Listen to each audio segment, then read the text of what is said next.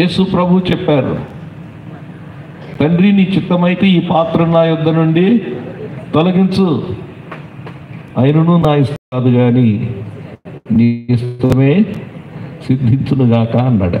దేవునికి స్తోత్రం.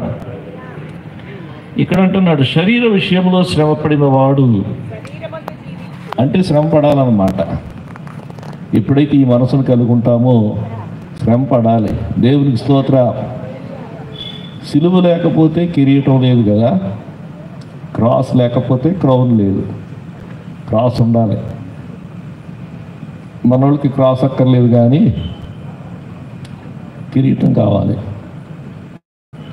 సిలువ అక్కర్లేదు కానీ మాకు కిరీటాలు కావాలంటారు. దేవుని స్తోత్రం కలుగును గాక. అది అలాగే జరగదు.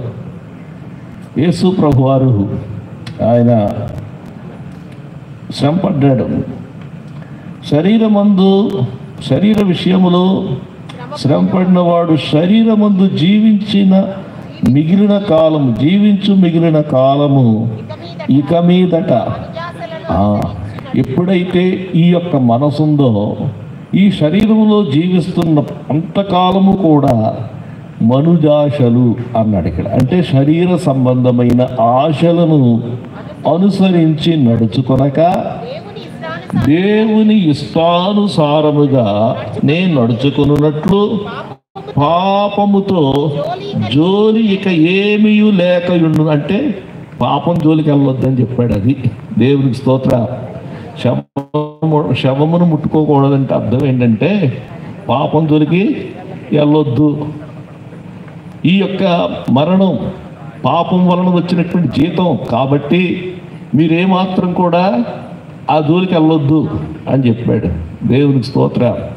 2 సంగతులు చెప్పారు ఇప్పుడు మీకు. ఒకటి, ద్రాక్షారసానికి దూరంగా ఉండాలి. రెండోది, పాపము జోలికి వెళ్ళకూడదు. ఎందుకంటే వెళ్ళకుండా ఉండాలంటే క్రీస్తు ఎలా అయితే ధరించుకున్నాడో, మనసును ఆయుధంగా ధరించుకున్నాడో అలాంటి మనసును మనము కూడా ఆయుధం ధరించుకోవాలి అనేటువంటి మాట ఇక్కడ మనం చూస్తున్నాం. మూడవది, తల వెంట్రుకలు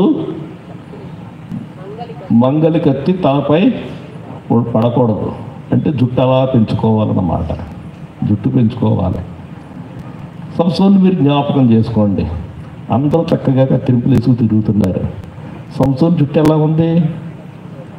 ఆడపిల్లల జుట్టులాగా ఉందన్నమాట. జడలు వేసుకుని వస్తున్నాడు. అందరూ ఏమంటారు? ఏంటి నువ్వు ఇలా జడలు వేసుకున్నావు ఏంటంటారా లేదా? అంటే దీని యొక్క అర్థం ఏంటంటే ఇది ప్రభువు కొరకు అవమానము పొందడానికి పాత్రులమని ఎంచుకునేటువంటి మనసు ఉండాలన్నమాట. అది యేసు ప్రభు కొరకు నేను అవమానపడతాను. అది అవమానాన్ని ఎదుర్కొంటాం. యేసు కొరకు లోకములో అవమానాన్ని మనం ఎదుర్కొంటాం. ఆ రోజుల్లో కూడా వాళ్ళు అలాగే ఎదుర్కొన్నారు. సర్లేండి, నేను ముగించేస్తాను. దేవునికి స్తోత్రం కలుగును గాక. హల్లెలూయా. సంసోను నీ బలం ఎక్కడుంది? ఎక్కడుంది చెప్పండి. జుట్టులో ఉందా? ప్రత్యేకత. దేవునికి స్తోత్ర. ప్రత్యేకత అనేటువంటి మాటకి మరొక అర్థం ఏంటంటే పరిశుద్ధత. ప్రత్యేకత అనే మాటకి మరొక మాట పరిశుద్ధత. పరిశుద్ధత అంటే ప్రత్యేకింపబడుట. లోకములో నుండి ప్రత్యేకింపబడుట. లోకములో నుండి, పాపము నుండి ప్రత్యేకింపబడుట. ఎవరి కొరకు ప్రత్యేకింపబడ్డం? దేవుని కొరకు ప్రత్యేకింపబడటం. అంటే దేవునికి స్తోత్ర. దేవుని యొక్క పరిచర్య కొరకు ప్రత్యేకించబడడం, దేవుని ద్వారా వాడబడడానికి ప్రత్యేకించబడడం. ఇది నీ బలం ఎక్కడుంది? ఎప్పుడైతే నీ ప్రత్యేకతను కోల్పోయావో నీవు బలహీనుడివైపోతావు.